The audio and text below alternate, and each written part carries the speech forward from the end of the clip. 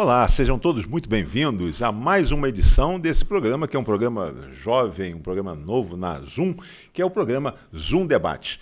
E o programa Zoom ele tem por objetivo não debater como confronto, não como conflito, mas exatamente trazer personagens que possam aqui contribuir, né, no diálogo, em transbordar os seus conhecimentos, para que você que está em casa, você que está no serviço, você que está em todo lugar, você que está nos vendo e você que está nos ouvindo, porque esse programa também é um programa que, além de ser um videocast, ele é um podcast. E tem as características também que ele vai somente para a parte sonora, ele vai para toda essa linha. Então, nós gostaríamos de dizer para vocês que nós só estamos aqui hoje porque temos o apoio de alguns personagens aí que acreditam no trabalho que nós estamos fazendo, acredita que o conhecimento e que o desenvolvimento e que a democratização do conhecimento, ele, por certo, ele possa levar a melhores caminhos para a sociedade. Então, nós temos que agradecer aqui aos nossos apoiadores, que é a Associação Comercial, Industrial e Agrícola de Nova Friburgo, a ACIANF, agradecer ao consórcio Canopus, que acreditando nesse espaço, agradecer também ao presidente nosso Júlio Cordeiro e a Toyoserra, que é a sua Toyota em Nova Friburgo. E hoje nós estamos aqui com dois personagens que trabalham, são friburguenses, mas que trabalham ao longo da sua vida com um ativismo em defesa da sociedade, que é no tema de hoje, que é a energia. Então eu gostaria de apresentar a vocês, mas quem vai apresentar são eles mesmos que vão se apresentar. Estou aqui com o nosso amigo e colaborador, já consultor, Rafael Spinelli. Rafael Spinelli, por Rafael. Olá, Roosevelt. Bom, obrigado pelo convite, participar desse programa. É uma honra, uma satisfação estar aqui com vocês. Ainda sem anunciar o nosso convidado aqui de hoje, mas olá. Bom, eu sou Rafael Spinelli, eu sou engenheiro mecânico de formação. Eu tenho 25 anos de experiência na área de engenharias e gestão. Sou pós-graduado, tenho mestrado em engenharia mecânica, em modelamento numérico de estruturas offshore pela Universidade Federal Fluminense e pela Universidade de Paris 6. Tenho um MBA também em gestão de negócios pela FGV. Iniciei minha carreira, trabalhei em algumas empresas bem conhecidas, como Inmetro, Grupo Quincariol, mas acabei indo para o setor energético, primeiro com óleo e gás, indústria naval. Trabalhou fora do país, né? Você estudou e trabalhou fora. Trabalhei fora, trabalhei inicialmente no Brasil, eu trabalhava numa multinacional francesa na época, tive a experiência de trabalhar na França, retornei ao Brasil, depois tive também uma experiência de trabalhar no México, como CEO de uma empresa também, nessa empresa multinacional. Recentemente retornei a Friburgo, faz 5 anos, e me associei a uma empresa de consultoria em gestão. E há um ano e meio atrás, voltei para o setor energético, voltei para uma empresa britânica com sede em Aberdeen, que atua no setor energético. Vamos falar isso. A empresa Olha só como é que, acho que principalmente a pandemia, ela cristalizou isso, né? A possibilidade, o Rafael está aqui, mas hoje ele presta serviço, né, para uma empresa do Reino Unido, né? E isso é muito interessante. Nós tivemos no primeiro programa, tivemos aqui o Rafael, também um xará de vocês, que trabalha aqui em Friburgo, mas presta serviço para uma empresa. O time dele é da Irlanda. Ele acorda todo dia no horário da Irlanda para trabalhar. Mas deixei você falar primeiro, porque aqui a gente tem que bater continência para aqueles que têm patente, e na sua vida esse personagem que nós estão trazendo aqui hoje, ele tem autoridade e tem patente, porque foi muito dos seus ensinamentos, você com certeza adquiriu. Professor Fernando Cavalcante, satisfação em ter, eu tenho certeza que você vê os seus alunos hoje, o Rafael Spinelli, professor Fernando Cavalcante, pelo professor Fernando Cavalcante, por favor. Bom, para começar, eu vou dizer que eu fui professor do Rafael. Pronto, já está aí um grande currículo, né? Que é muito importante isso aí. Eu me orgulho muito, né, dessa carreira de professor aqui na cidade, há 40 anos praticamente. Geógrafo, engenheiro ambiental, e hoje em dia estou trabalhando muito como um partner da ESG, da implantação das agendas ambientais, social e de governança, que é uma questão fundamental para a gente ultrapassar essa crise climática que a gente está vivendo, esses desafios que o planeta Terra está nos colocando. E falando já nesses desafios que a Terra está nos colocando, vamos já entrar. A gente queria agradecer ao Rafael Teixeira, que está com a gente aqui hoje trabalhando. Agradecer a Anne, que também atua na produção, junto lá com o Juan, mas fundamentalmente a Anne Marge, que está com a gente aqui também. Mas, Rafael, acho que é importante o seguinte: nós vamos falar hoje da energia, os desafios e quais são aí as oportunidades, quais são as soluções aí. A gente sabe que esse tema ele não vai se esgotar em um programa só. Mas, primeiro, a gente tem que dizer o seguinte: as pessoas pensam e acham que sabem o que é energia. Vamos trazer hoje, como eu gosto de falar, vamos contextualizar. O que é essa energia, o que a gente pode transmitir, e nesse primeiro momento a gente dizer para esse telespectador e para esse ouvinte das rádios e do podcast, o que hoje é o conceito exato de energia. Bom, falando então um pouco sobre o que é esse conceito de energia, né? A energia está na vida da gente diariamente.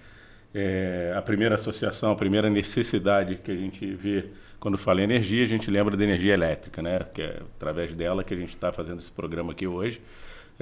E a segunda presente no nosso dia a dia é a energia vinda da combustão, que é o que faz mover os nossos automóveis, né?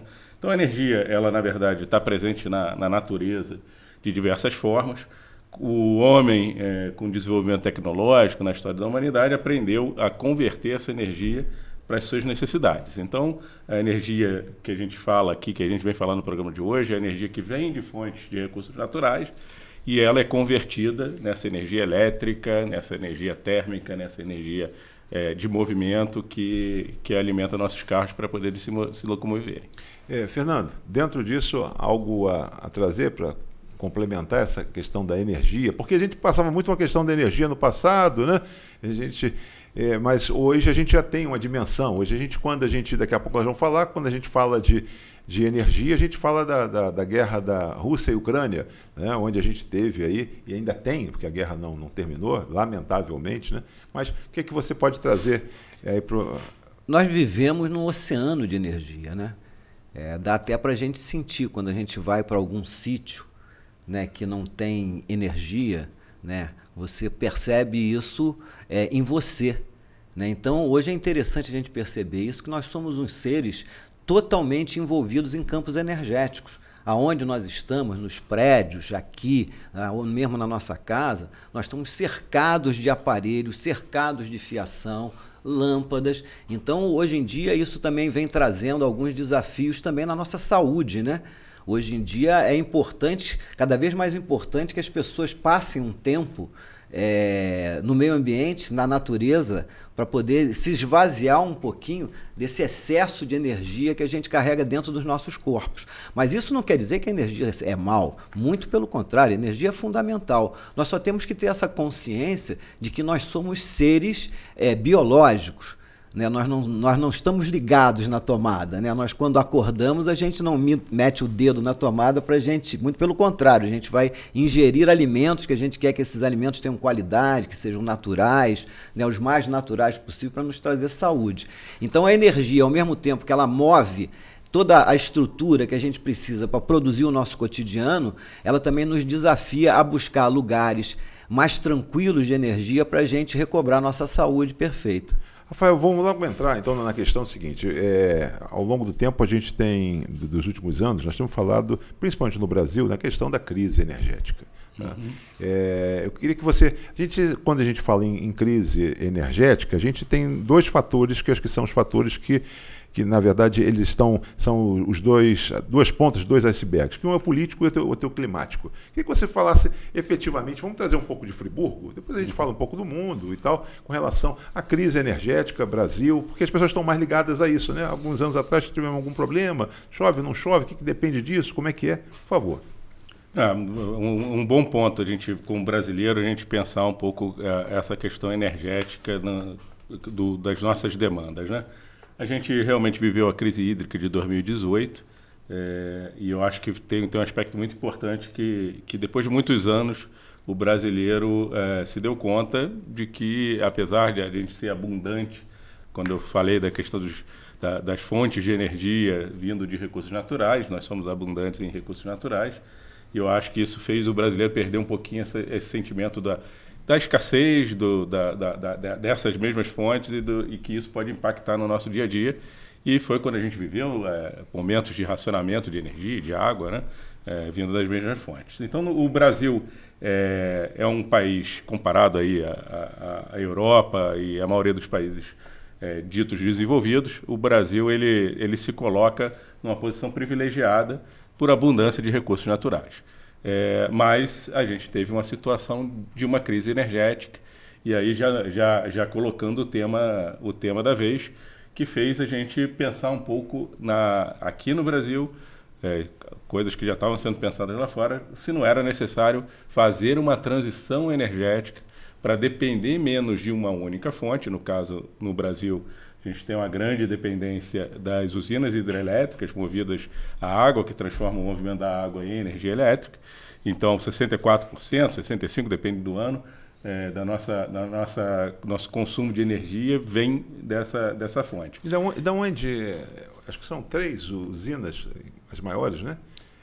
Itaipu... A maior é Itaipu. A gente tem... eu não vou recordar de cabeça todas as usinas tem Furnas, hoje. Né? Furnas, e a gente tem algumas menores, de pequena escala, distribuídas no país. Lá em cima também, no norte, nós já temos, né? No norte nós já temos. Então, a gente tem uma certa distribuição. A água é abundante, e essa água ela é transformada em energia, né? E essa abundante, mas não é infinita, né? É finita. Então, e a gente tem a questão climática que altera aí a disponibilidade de água, que foi o que a gente viveu, né? Por conta das secas, num determinado período de seca maior do que o previsto, que a gente acompanhava nos jornais, como é que está o nível da água na estação de Cantareira, e todos nós sentimos. Então, na verdade, sentimos um efeito duplo, né? Racionamento de energia e racionamento de água, né? O professor Fernando, e naturalmente, ele durante muitos anos ele esteve à frente nas escolas, nos colégios, ele sempre foi alguém muito aguerrido, né, com relação a esse tema do clima, né, e sempre inspirou muitos alunos, né, com relação a essa questão. Você diria, o professor Fernando, que nós temos ainda, não existe uma consciência ainda do brasileiro com relação a essa coisa da escassez, porque se fala o seguinte: nós nunca tivemos nenhuma guerra, né? Nada que pudesse fazer que a gente conhecesse fila, a não ser para promoção ou coisa nesse sentido. Como é que, ao longo da sua atividade, como no magistério, como é que isso tem transcorrido? Olha, na realidade, a gente tem que colocar a sociedade em contato com esses recursos naturais, né, para eles poderem compreender melhor como é que funciona a lógica da natureza, para a gente ter à nossa disposição essa água que mata a nossa sede, que produz o saneamento básico e que produz muita energia, né? Então a gente tem que conhecer essa lógica desse processo da água. E a gente fala da água, mas na realidade a água ela sai de uma fábrica chamada floresta. Se você não tem a floresta, você não tem a água. Então essa é a primeira consciência que a gente buscava sempre desenvolver junto aos nossos alunos, né? A necessidade de você perceber a água como produto final de uma floresta. Se você não tem floresta, você não tem água. Aqui, por exemplo, Nova Friburgo. Nova Friburgo é um dos lugares do estado do Rio de Janeiro que tem água, né? Nós somos autossuficientes em água e exportamos água através de 2 bacias hidrográficas, do Rio Dois Rios e do Rio Macaé, água para outros municípios. Agora, você tem determinados municípios do Rio de Janeiro que não tem água. A gente, durante muito tempo, a gente ia para Rio das Ostras e tinha que chamar um carro-pipa, né? Então o Rio de Janeiro é um estado muito pobre de água. Então, durante esse período todo que a gente teve à frente das escolas, a gente buscou trazer a consciência, né, do estudante, principalmente aqui de Friburgo da Serra, deles perceberem a importância estratégica. É por isso que a gente tem o Parque Estadual de Três Picos, porque o Parque Estadual de Três Picos, na realidade, ele imobilizou uma área natural para ser a caixa d'água do estado do Rio de Janeiro. E mesmo assim, os 13 milhões de habitantes da região metropolitana do Rio de Janeiro se abastecem com água do Rio Paraíba do Sul, que passa muito longe do Rio de Janeiro, né? Esse Rio Paraíba do Sul ele é represado, 2/3 do Rio de Janeiro, da água do Rio Paraíba do Sul é vertido para a bacia do Rio Guandu, que vai dar lá na maior estação de tratamento do mundo. A maior estação de tratamento do mundo é a estação de tratamento do Guandu, que recebe a água do Rio Paraíba para abastecer o Carioca. Quer dizer, a água do Carioca não é nem a água do Rio de Janeiro. A gente pode dizer que a água vem de São Paulo.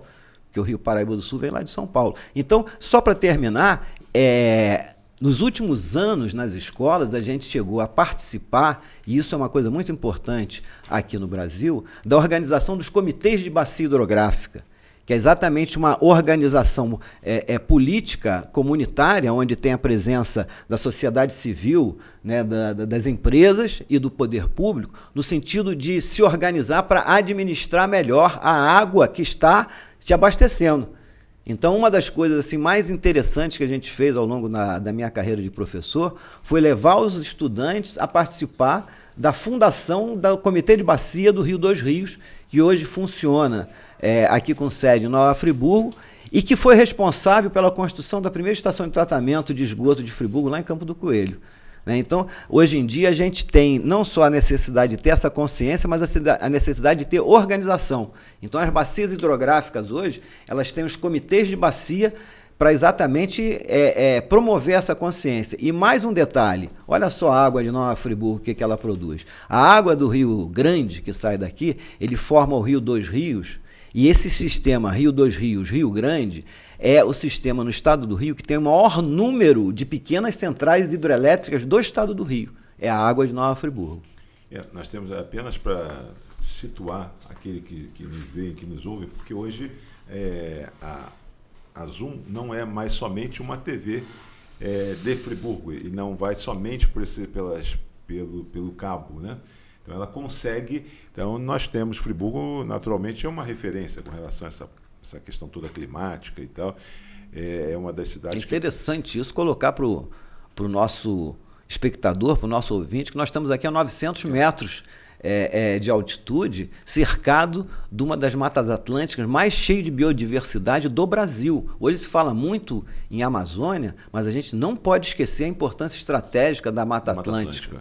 E é isso, então, por isso, quer dizer, mas, Rafael, nós falamos, você chegou a falar aqui, nós recebemos até aqui da produção, agradecer aqui a Anne, falando então aqui, segundo dados do Sistema de Informações, geração da ANEEL, do ano passado, né, as 3 maiores usinas hidrelétricas em funcionamento do Brasil são Belo Monte, localizada no Pará, e Tucuruí, tá, e Itaipu. A binacional fica localizada no Paraná e faz fronteira com o Paraguai, né? E o complemento disso? Que energia é essa? Qual é a origem dessa energia? E aí, quer dizer, naturalmente que você vai responder, e eu já te coloco um outro questionamento. Lá fora, alguém falou com relação aos países desenvolvidos, né? E a gente depois queria até saber, né, essa questão. Vamos até essa nova ordem mundial, como é que nos posiciona. Mas, e aí? Pô, tem muita gente lá fora metendo o dedo em termos de Brasil, querendo falar de Brasil e tal. O professor falou que, olha, isso depende de mata. Né? Muitos países aí não tem mais mata, não tem nada. Então, você traz para a gente como é que é a complementação desses 65%, 70% de energia e por que lá fora falam tanto daqui e se a gente tem que dar satisfação realmente. Como é que é isso? Diz para a gente um pouco dessa questão. Bom, ponto interessante, né? Falando um pouco da famosa matriz energética do Brasil, que nada mais é do que como se compõe a nossa geração de energia em termos percentuais. Então, no Brasil, eu já falei, a hidrelétrica é a fonte de energia principal, que é uma fonte de energia renovável, que ela se renova na natureza, mas a gente tem também crescente no Brasil a solar fotovoltaica e a eólica, que hoje já são bem significativas.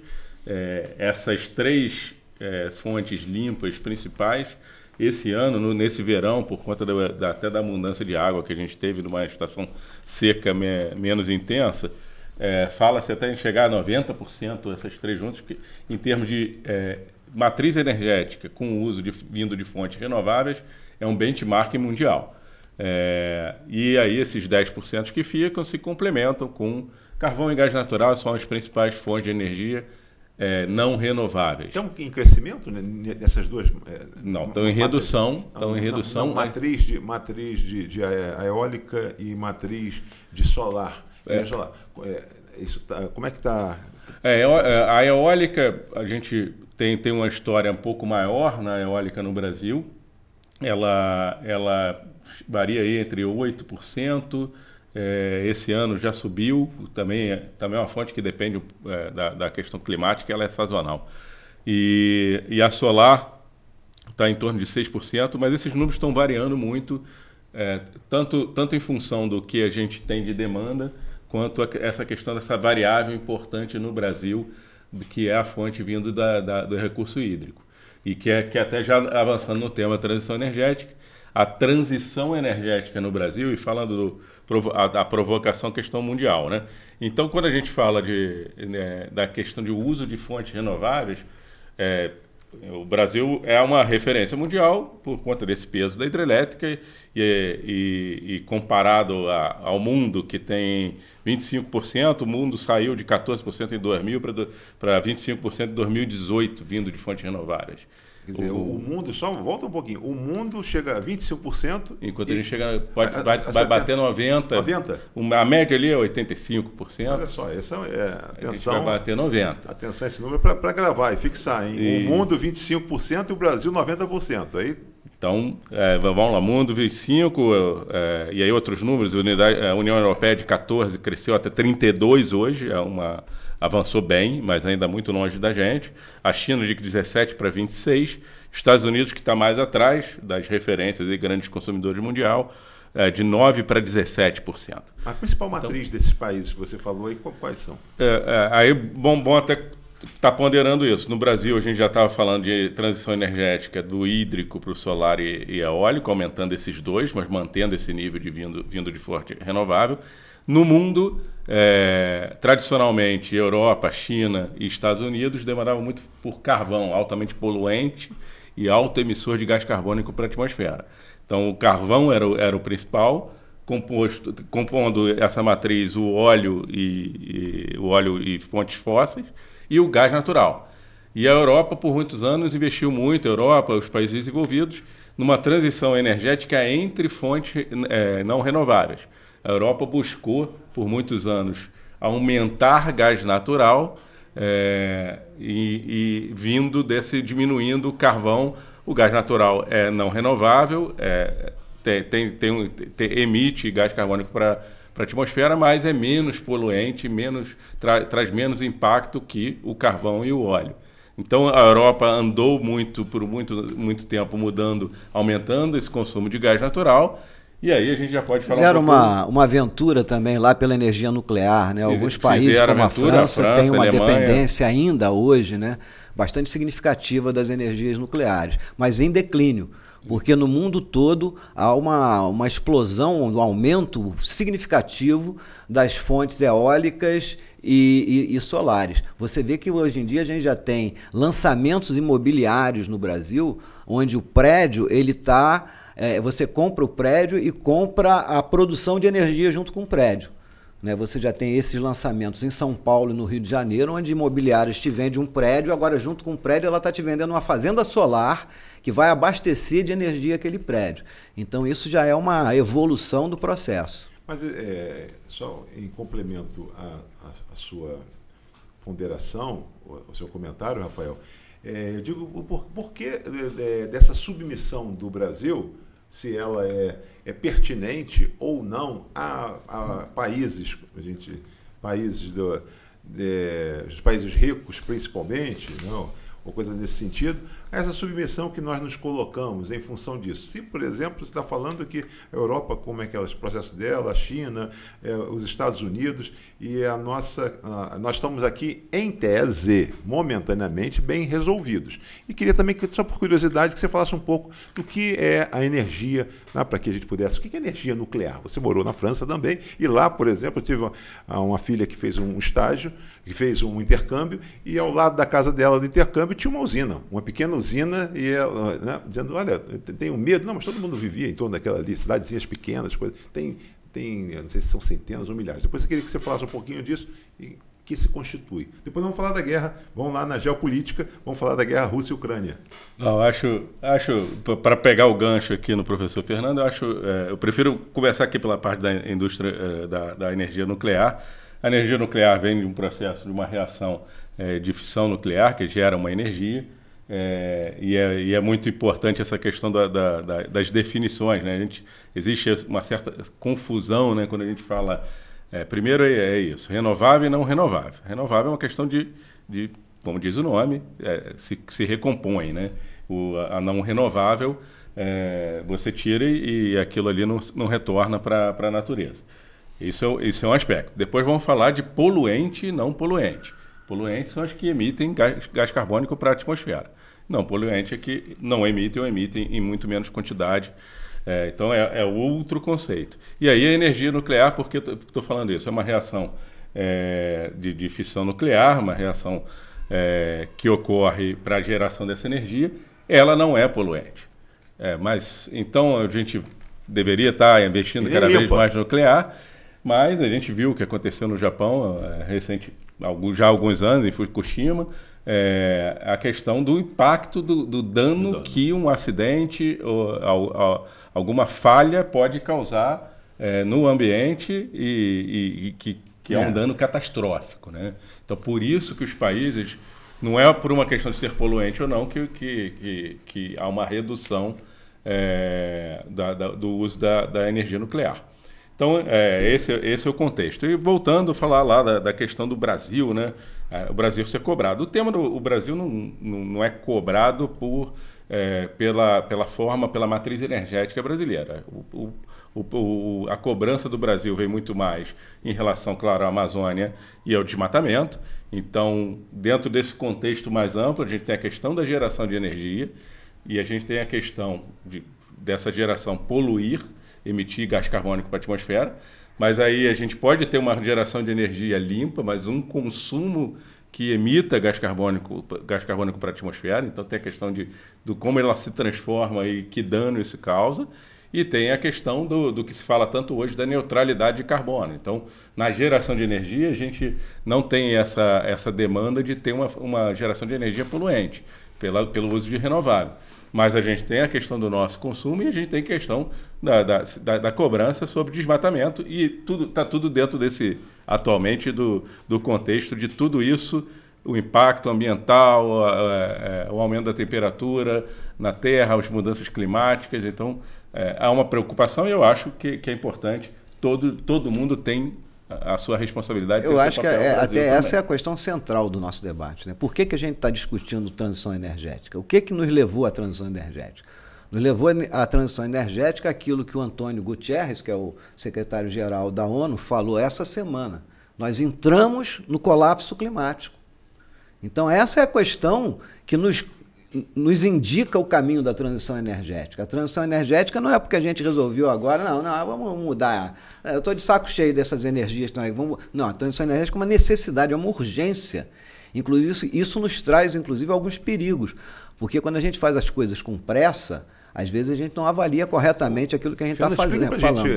Você falou um termo pesado e forte, mas explica, o colapso climático que nós estamos vivendo. O colapso climático, ele está colocado para a gente porque a temperatura da Terra não para de aumentar, a temperatura média. Então, há cerca de 10 anos atrás, por ocasião daquela Rio+20, né, foi colocado que a gente ainda teria mais 1,5 grau de temperatura, um delta de 1,5 grau de temperatura para aquecer antes da gente entrar no colapso.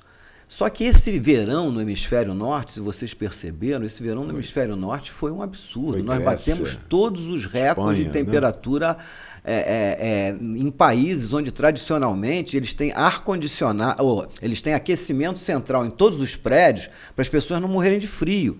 E essas pessoas estavam sofrendo 40 graus.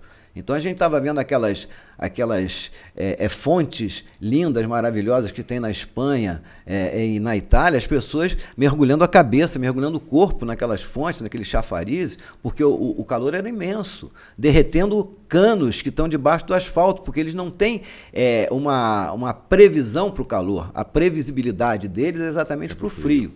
Então, nesse momento, nós chegamos muito perto desse 1,5 grau, aonde seria o colapso total, onde a gente não teria ponto de retorno. Até chegar nesse 1,5 grau, a gente tem ponto de retorno para aquilo que seria assim, as condições ideais de vida na Terra para a gente. Se a gente ultrapassar esse 1,5 grau de aquecimento, que está parecendo que a gente vai ultrapassar, esse exatamente o alerta do Antônio Guterres, aí a gente fica numa ladeira abaixo em termos ambientais. Aí o clima começa a mudar de forma muito mais agressiva e as condições, inclusive, de produção e distribuição dos produtos, a condição do mercado começa a ficar difícil.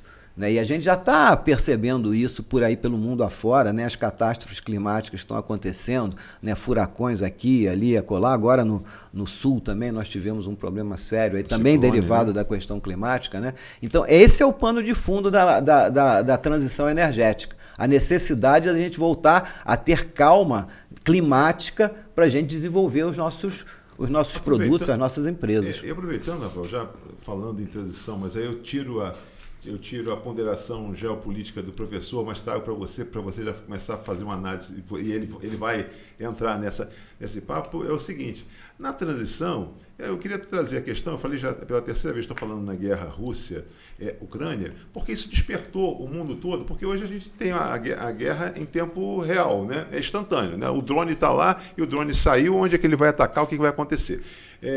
Essa questão que ficou dessa dependência, a Europa, que você contasse um pouco da dependência, da questão do gás, da questão da dependência da Rússia, por que a Rússia cortou, não cortou, porque ela depende de dinheiro, e como é que ficaram lá esses países, né, do bloco do mercado europeu. Fala um pouco para a gente, e aí a gente já fala na questão da transição. Né? Perfeito. Pedindo licença ao professor Fernando para entrar nesse tema que envolve a geopolítica, né? Mas falando mais especificamente desse impacto no setor energético. A Europa, a União Europeia, ela demanda 40% da energia dela vindo do gás natural da Rússia, que é o maior produtor desse recurso natural no mundo. Qual a origem desse gás? Normalmente vem de rochas e de fontes sedimentares, né, no solo. Então é extraído esse gás natural e esse gás é convertido em energia para aquecimento. Na Europa, muito crítico a questão do aquecimento no período de inverno, e geração de energia para a indústria, para todos. A gente tem os gasodutos Nord Stream, que abastece toda a Alemanha, a Holanda. Então há uma dependência muito grande do gás natural da Europa. Eu falei que a Europa até vinha num caminho de aumentar a demanda por esse gás natural, em contrapartida à redução do óleo e do carvão, mas aí veio essa questão da guerra.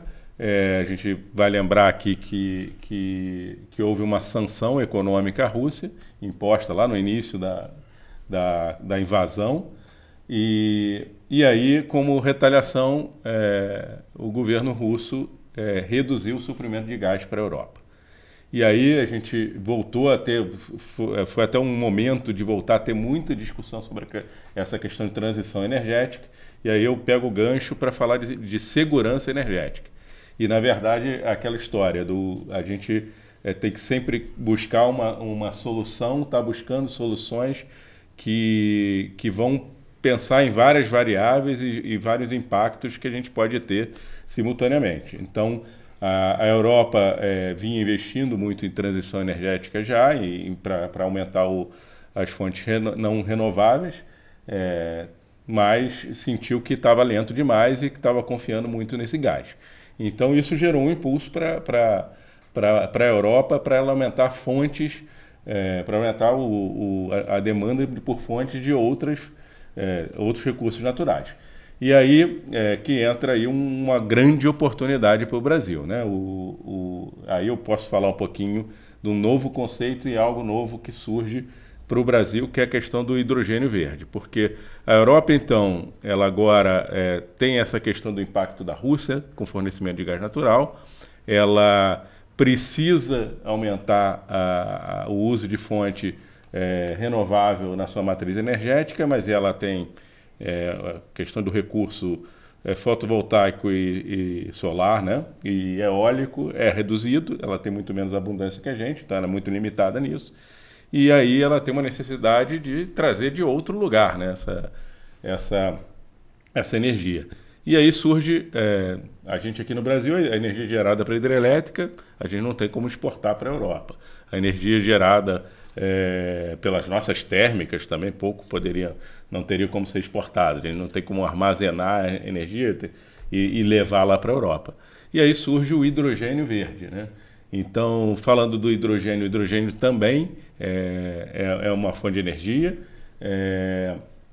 ele pode ser convertido em energia para movimento, ele pode ser convertida de várias formas para consumo da energia.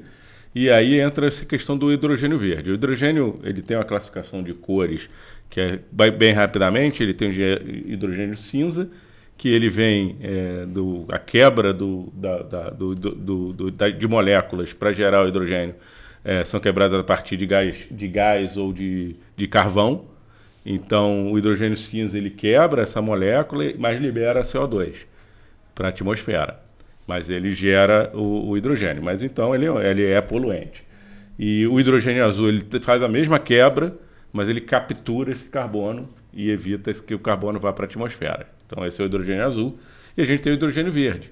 E o hidrogênio verde é a tecnologia mais presente hoje por eletrólise, que quebra a molécula da água em oxigênio e hidrogênio e armazena esse hidrogênio. Mas para fazer essa quebra em grande escala, essa eletrólise na água, o investimento é muito alto e a demanda de energia elétrica para gerar energia, como é interessante, né? A gente demanda energia elétrica para gerar energia, também é muito alto. E aí a fonte disponível no Brasil, abundante, solar e eólica, está presente. Então a gente pode sim quebrar numa maneira verde, numa maneira sem emissão de gás carbônico para a atmosfera.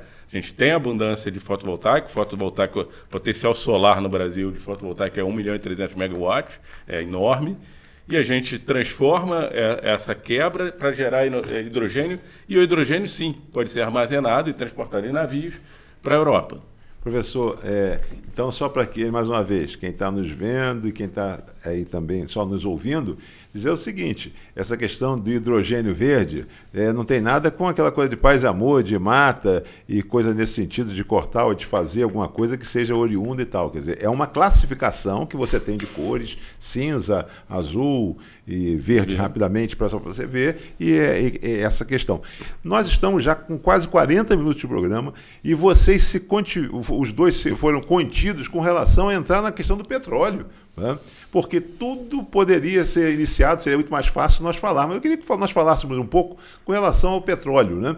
Porque o petróleo, a gente está falando que eu participei, talvez há quase uns 15 anos, de um seminário lá em Macaé, e o seminário ele foi todo trabalhado falando do petróleo, como é que se ficaria. O seminário, o tema era dizer o seguinte, era Macaé pós a ressaca do petróleo, ou seja, quando acabasse o petróleo.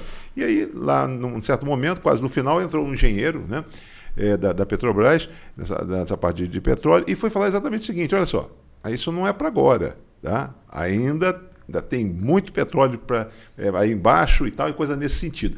Vamos falar de petróleo. Quando a gente fala da questão da transição, na primeira coisa que vem nas nossas cabeças, né, nós leigos, é que a gente quer, já pensando na possibilidade da ressaca do petróleo ou de outra matriz, ou que seja, de fazer essa busca de renovação. Como é que está o petróleo diante disso, né, os impactos, Fernando e Rafael? Eu queria que os dois, cada um trouxesse um pequeno comentário para a gente poder avançar nisso aí. O século XX foi o século do petróleo. Né? O século XX praticamente foi construído a partir desse recurso natural extremamente importante. E é importante a gente fazer uma reflexão, porque quando o petróleo aparece e toda a tecnologia que surge através do petróleo aparece, isso foi uma revolução feliz. Né? A humanidade ficou mais feliz com os derivados do petróleo, seja para a produção de energia, seja nos plásticos, seja na química fina, né? O petróleo veio trazer para a gente muito desenvolvimento. Agora, tudo que traz muito desenvolvimento traz também muitas consequências desse desenvolvimento. É o vilão. Né? É o vilão, como a gente agora pode estar criando um monte de vilões nessas energias limpas que a gente está produzindo, que a gente não sabe ainda a consequência, por exemplo, das baterias que a gente vai ter aí afora, quer dizer, todos os carros vão ser movidos a bateria. Essas baterias, depois que gastarem, elas vão para onde?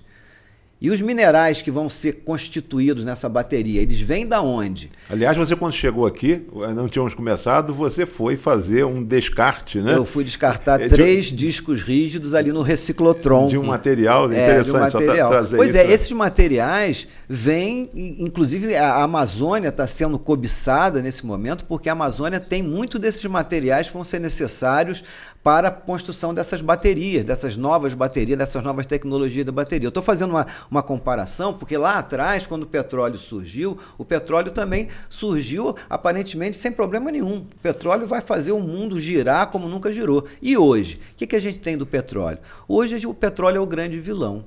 Realmente. Né? Na hora que a gente diz transição energética, a gente está sendo educado. Porque o que a gente está dizendo é o seguinte: queremos aposentar o petróleo. Essa é a questão central, porque o petróleo é o cara que... a queima dele é que coloca lá em cima essa quantidade absurda de carbono que está nos trazendo os problemas climáticos que a gente está tendo que enfrentar. Então, na realidade, o petróleo hoje virou o vilão. Então, na hora que a gente fala de energias limpas, energias renováveis que a gente está vendo hoje, a gente também tem que ver as consequências dela ao longo de 100 anos. Se a gente ficar 100 anos produzindo esse tipo de energia limpa com eólicas, com solares ou com o hidrogênio verde, qual a consequência disso no ambiente? Hoje se coloca essa questão, é por isso, inclusive, é análise de risco, tudo isso é análise de risco, né? Por que a energia nuclear saiu de circulação? Porque ela não resiste à análise de risco. Ali só precisa de um acidente para acabar com tudo. Eu não quero ser indelicado, mas é trazer, porque você levanta uma questão e o Rafael provavelmente ele deve ter números. Mas há 20 anos atrás nós falávamos no Brasil talvez de 2 milhões de barris, ou coisa nesse sentido. Né? Na verdade, há 20 anos atrás, o Brasil produzia em torno de 300 mil barris de óleo equivalente por dia. Hoje a gente já passou a marca dos 4 milhões. Essa foi a provocação, porque até num papo com o Rafael já havia me dado esses números, passado esses números. Então o que acontece? Nós estamos falando de 20, 30 anos atrás, onde nós não tínhamos essa presença, né? Porque essa não é uma presença nacional, pelo contrário, é uma presença internacional. Né? O Rafael ainda explica isso. Um presidente, aí um tempo atrás, disse que é o seguinte: o custo da operação, né, da extração do petróleo é mas você tem que depender dessa questão do comportamento internacional. Mas explica para a gente, não está em desalinho, nós estamos falando em transição. O Brasil, há 20 anos atrás, tínhamos 300, 500 mil barris de petróleo, nós temos 4 milhões. Então, aonde que está a coerência nesse processo do debate da transição energética? Ou seja, ou isso é uma matéria muito rica, que nós ainda vamos fazer a transição, mas nós vamos trabalhar com essa moeda, ainda é uma grande moeda. Conta pra gente, Rafael. Eu acho que assim, acho que vale até o pensamento sobre essa questão da dependência do petróleo que a gente ainda tem hoje. Como? Até o ponto do consumo, né? Porque, embora a gente veja essa evolução de uso, muito comparado a 20 anos atrás, eólica e solar, que não era nada relevante, hoje já é relevante, mas ainda assim a gente tem uma dependência grande de petróleo. Porque o consumo ainda demanda muito esse recurso, principalmente na questão automobilística, né? Quando a gente fala dessa matriz energética de 90% vindo de hidrelétrica, a gente não está falando de demanda do consumo de energia elétrica. A logística geral, ela ainda depende do petróleo. Enormemente. Não dá para... E aí eu acho que vale esse pensamento, porque aí a gente na verdade, tem uma questão, como eu disse, são muitas variáveis relacionadas, né? Então a gente tem no petróleo essa questão de ser um recurso difícil de ser extraído no Brasil, principalmente por ser offshore, em águas, né, no mar. Mas a gente tem uma necessidade desse recurso. E aí a gente vai ter a questão de como poluir, como não poluir. Eu acho que e aí a gente começa, o que é interessante é ver de forma mais ampla o movimento que hoje a gente tem. A gente tem o Acordo de Paris, que a maioria dos países que compõem a ONU assinaram, com compromissos distintos entre países, que aí a gente começa a falar de outro conceito da neutralidade de carbono. E é um conceito interessante, porque ele admite que a gente demanda ainda o petróleo, a gente precisa desse petróleo ainda, ele é um mal necessário, e ainda tem uma questão do impacto econômico, principalmente no Brasil, geração de emprego, riqueza, as cidades que dependem do royalty do petróleo. Aqui no estado do Rio de Janeiro a gente sabe muito bem o impacto que até para projetos sociais, ambientais, a gente precisa desse recurso. Então, de uma forma bem ampla, a gente começa a falar da neutralidade do carbono. E aí, a neutralidade do carbono, o conceito principal é o que você emite, você tem que neutralizar. Ou seja, compensar. É uma questão de compensação. Então, já admitindo que você não tem como virar a chave e deixar de emitir gás carbônico para a atmosfera, você tem as maneiras de compensar essa emissão de gás carbônico, gerando mais oxigênio para a atmosfera, plantando, replantando, não desmatando. Aí começa a entrar vários outros compromissos para a gente poder tá admitindo que ainda há essa necessidade do petróleo. E aí a gente começa a pensar até na questão tecnológica, né?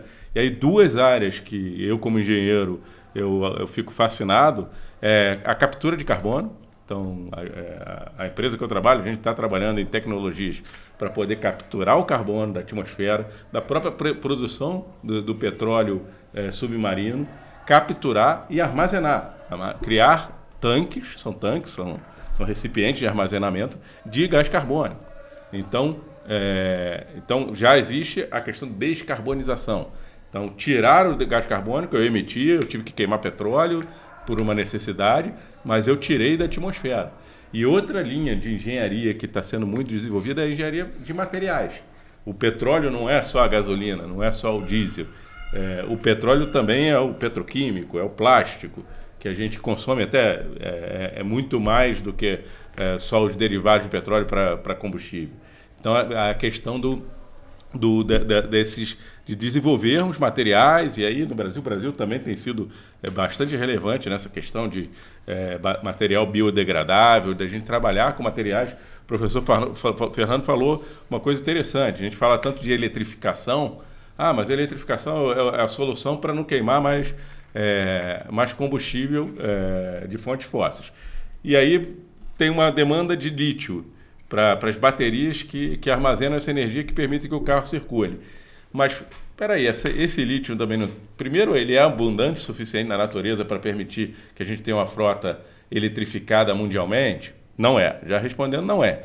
E é por isso que a gente está vendo aí os carros elétricos estarem numa faixa inacessível para a maioria da população mundial e muito mais a brasileira, né? Fernando, trazendo aí, voltando mais uma vez, por que eu falo também, mais uma vez, com relação à questão da geopolítica? Que o professor Fernando é um professor dessa área. Mas foi tocado aqui a questão do protocolo de Paris e também, acho que de Kyoto. Mas acontece o seguinte, eles diz o seguinte, olha, você tem que fazer entrar nessa normativa e você tem que se adaptar a essa realidade. Mas aí chegam alguns países lá, como os Estados Unidos, por exemplo, falou o seguinte, peraí, assino, mas não faço, né? Mas me diga uma coisa, alguns países, por exemplo, não têm mais condição de fazer mais nada, não tem mais floresta para tomar conta. Vamos trazer um caso, talvez o Japão, né, seja um desses casos, né, não tem, faz-se horta nos terraços, né, porque não tem... O Japão é o contrário. O Japão tem umas florestas imensas lá no Japão, a maioria do Japão é preservado até por causa da religião deles, o shintoísmo. Deus está na floresta, Deus está em cada árvore, Deus está em cada pedra. Então eles têm um respeito enorme pelas florestas dele. Agora você tem países na Europa que estão assim, realmente, estão sem florestas, devastaram praticamente, seus carvalhos viraram móveis, etc. Agora, essa é uma questão que está sendo colocada para os países mais jovens como nós, né? Porque eles já fizeram a besteira toda, né? Eles já acabaram com seus recursos, já comeram tudo que tinham que comer de recursos na sua terra. Agora a gente começa a ver países como da América Latina, como o Brasil, começar tardiamente a descobrir os seus recursos, por exemplo, petrolíferos, né? O que você falou de Macaé e por aí afora. Então, essa discussão toda que você está colocando, ela vai agora cair como uma discussão política importante no próximo ano aqui no Brasil, porque ela já aconteceu agora no Equador, Aqui, nosso vizinho, o Equador, teve uma eleição para presidente da República agora, e dentro da eleição, o povo equatoriano votou em uma série de outras coisas. Uma das coisas que o povo equatoriano votou é na permissão ou não de explorar petróleo na Amazônia equatoriana. E o povo equatoriano, por larga maioria, votou que não quer explorar petróleo nas florestas equatorianas. Isso é uma coisa histórica e importante, porque o Equador é um país que depende das exportações de petróleo. Então ele está abdicando de exportar petróleo para poder manter a sua biodiversidade e manter outros tipos de riqueza que não aquela riqueza do petróleo. E nós vamos ter essa discussão porque agora está sendo colocada para a sociedade brasileira se o Brasil vai ou não explorar petróleo na foz do Rio Amazonas. E isso tem assustado o planeta Terra como um todo, porque a Amazônia, você sabe que todo mundo tem olho na Amazônia e olho grande. Então, quando o Brasil começa a falar que há a possibilidade de explorar petróleo na foz do Rio Amazonas, ali perto de Marajós, né, a questão fica bastante séria, essa discussão, né? Será que a gente continua nesse caminho do petróleo? Porque quando se fala, por exemplo, do desenvolvimento dos plásticos, etc. e tal, é muito legal, muito bonito, mas a gente tem ilhas de lixo de plástico no Oceano Pacífico que são maiores do que o estado do Rio de Janeiro. Entendendo? Então nós temos que solucionar o problema que a gente tem antes de arranjar mais problema, porque a crise climática já não está deixando o capitalismo se gerenciar como ele gostaria, né? Será que a gente vai continuar nesse mesmo pique? Rafael, a questão é o seguinte, quando traz o professor, eu acho que você pode trazer uma outra contribuição.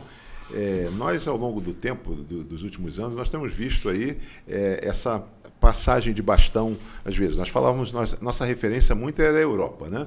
A Europa está vivendo um momento de, não sei se é declínio ou decadência ou desidratação, por exemplo. Quando eu remeti à questão do Japão, o Japão, quer dizer, há alguns anos atrás, era grande referência mundial e o crescimento, são mais de 3 mil ilhas, por exemplo, e você tinha a questão do avanço em termos automotivo e com relação à parte da tecnologia, o que fazia ver o seguinte, quer dizer, aquele povo vai crescendo, é uma referência, e acabam comendo, estrangulando o mundo todo. E houve, naturalmente, aí depois veio a China, e a China, a um certo momento, nós pensávamos que a China tinha tempo para que ela pudesse ultrapassar os Estados Unidos, é bom que se diga, os Estados Unidos ele tem hoje a liderança econômica e a liderança, a hegemonia econômica e a hegemonia política, né? Então, como é que está esse quadro mundial? Quando a gente fala, então você vê, voltando um pouquinho só ao Japão, o Japão foi uma referência para a gente. Há 20 anos atrás, quando eu estudava, o Japão era grande referência. Eu gostaria de conhecer o Japão porque era algo disciplinados, mas era uma referência, né? Minúsculo, muitas ilhas e tal, e crescendo muito, né? Que ponto chegaria? Agora, como é que está isso tudo com relação a essa parte da energia? Porque energia, com certeza, a gente tem que falar que não há como desassociar. A não ser, por exemplo, a questão da Venezuela. Vamos trazer, olha quantos componentes. Venezuela, que seria a expectativa do grande país do mundo, né? Uma das maiores fontes, né, de petróleo, traz uma análise mais para a gente chegar quase ao ponto final dessa questão do mundo. Como é que está o mundo hoje e o Brasil diante disso tudo? Eu vou aproveitar o tema para chegar em um tema também muito importante, que é a questão do consumo, né? Essa tua deixa é bem interessante para a gente pensar sobre isso.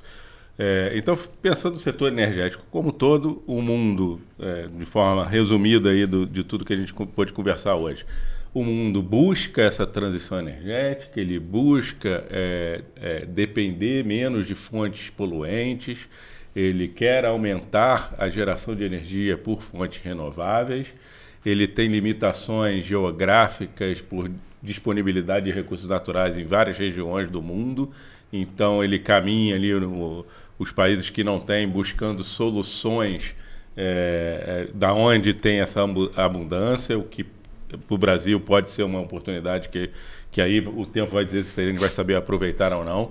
Então a gente tem, e a gente tem a questão, agora já vou falar de consumo, porque você tocou num tema relevante, né? A gente fala dos Estados Unidos, a gente não vê os Estados Unidos na OPEP, né?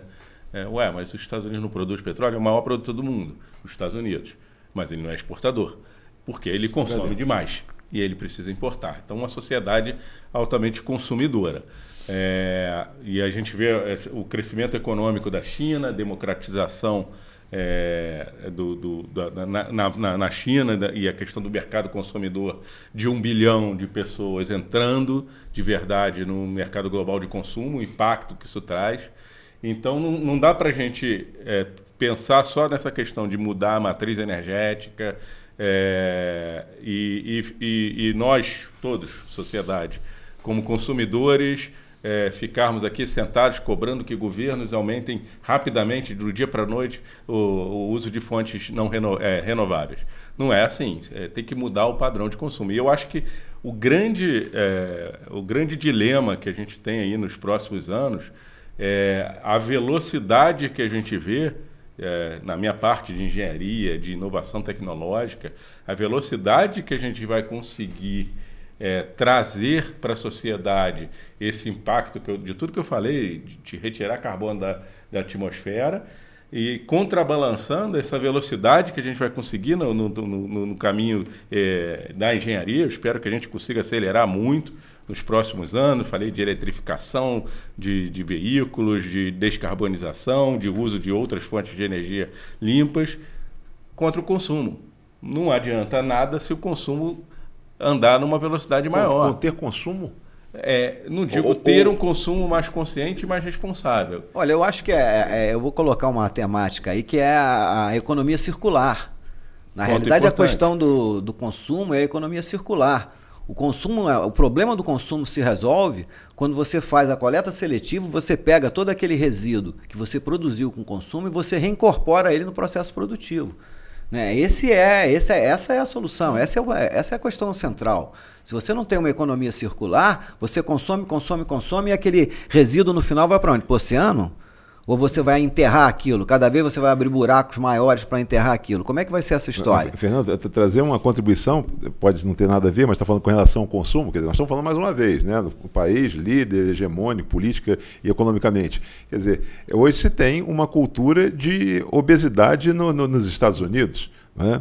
E o que acontece? Poderia se pensar o seguinte: um país que é um país líder, um país que é uma referência e tal, se come mal. Mal diante do que a gente entende. E por outro lado também, nós estamos faltando 3 minutos para encerrar. Então, essa questão, como você fazer, quer dizer, impactar. Porque tem muita gente também fazendo, trocando na sua casa energia, colocando fonte solar por modinha também. Não tem essa consciência. Por uma questão econômica. Às vezes, muito maior funcionador é o econômico. Então, o que acontece? Então, ver isso. Eu queria que nós estamos faltando aí 2 minutos para terminar, que você fizesse essa finalização trazendo tudo isso. Em um minuto cada um vai ficar... E só para não deixar uma palavrinha, que a economia circular é muito importante, mas eu queria só colocar uma palavrinha para o consumidor. A questão do desperdício. Porque o desperdício ele tem um impacto muito grande. Então, a gente desperdiça energia o tempo inteiro. Com água, com a luz acesa no ambiente que a gente não está, o plástico, que será que a gente precisa, a questão de ir ao supermercado. Com tudo, com alimentação, por que não leva a sua bolsa ecológica tudo, carro, e pega o plástico lá? Perfeito, perfeito. Essa palavra... Só eu não queria deixar falar a palavrinha desperdício, que eu acho que é importante para a gente. Então, vocês vão entregar de bandeja para eu cortar aqui e falar a palavra mágica, que é a educação. Na medida que você tem uma população mais consciente, mais educada, de todos esses processos, né, desde de olhar para a sua mata como uma fábrica de água, reconhecer isso, de olhar para os produtos que você compra e reconhecer que aquilo não pode ir simplesmente para o lixo ou ir para a natureza, que aquilo tem que voltar a ser um produto. Essas questões são centrais no próximo século que a gente vai querer viver com menos poluição, menos crise climática e com mais felicidade. Vai depender de cada... A Agenda 21 lá atrás, ela já falava, o problema é global, mas a solução é local. Está em cada cidadão. E com essas palavras eu agradeço a vocês dois, Rafael Spinelli Parrilha, esteve aqui conosco, um engenheiro hoje que trabalha para uma empresa do Reino Unido, aqui um friburguense, e o nosso professor, nosso geógrafo, nosso professor consultor, Fernando Cavalcante, que foi professor do Rafael e que hoje nós tivemos a oportunidade de debatermos um pouco. Falamos de Brasil, falamos de mundo, trouxemos aqui, terminamos com uma palavra que é fundamental, que é essencial, que é educação. iniciamos, falamos de conflitos, falamos de guerras, falamos de uma série de coisas, mas falamos de consumo, nós terminamos falando em algo que é da essência. Fiquem conosco, nós estaremos novamente na próxima semana, retornando com vocês e com mais um debate, mais com um Zoom Debate. E aqui tivemos hoje o apoio da Acianf, do consórcio Canópolis e da Toyo Serra. Até a próxima oportunidade.